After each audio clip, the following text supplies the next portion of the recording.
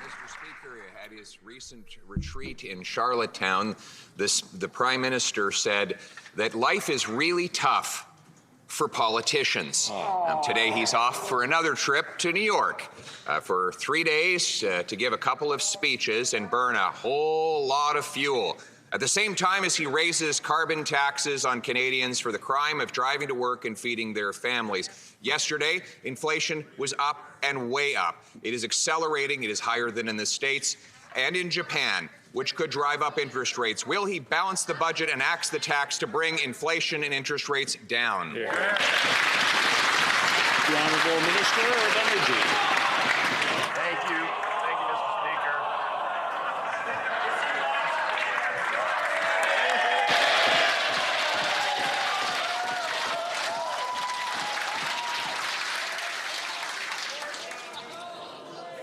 Order. Order. Order. Order.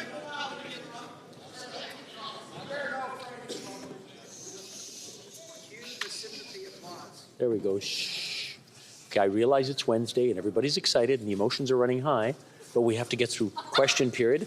Let's see if we can just calm down and hear the questions and the answers. The Honourable Minister. Thank you, Mr. Speaker.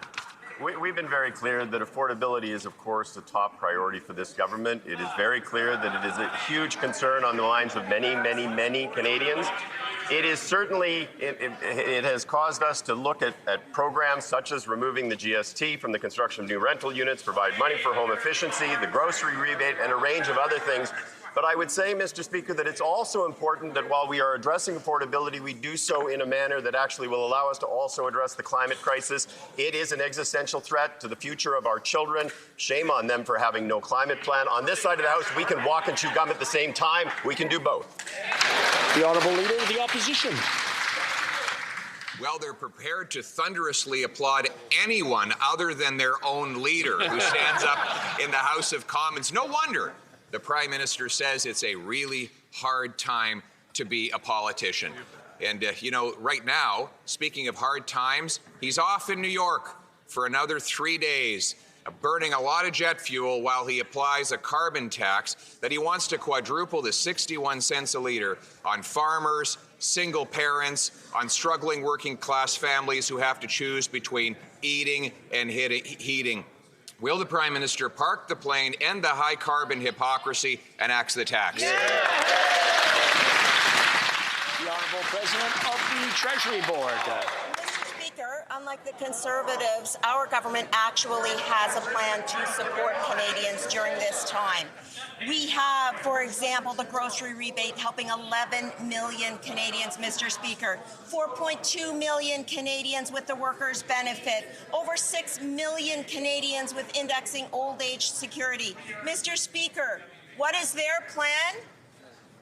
That's right. They don't have one. The Honourable Leader of the Opposition. Our plan is to axe the tax and use technology, not taxes.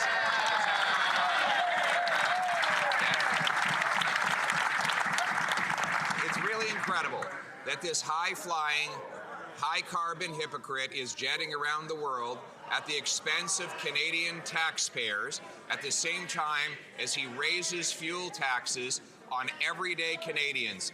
The NDP supports him 100% in this 61 cent a litre carbon tax that they want to impose. That and the inflationary deficits have driven inflation back up. Will this government finally end the inflationary taxes and deficits so that we can bring down rates before Canadians go bankrupt?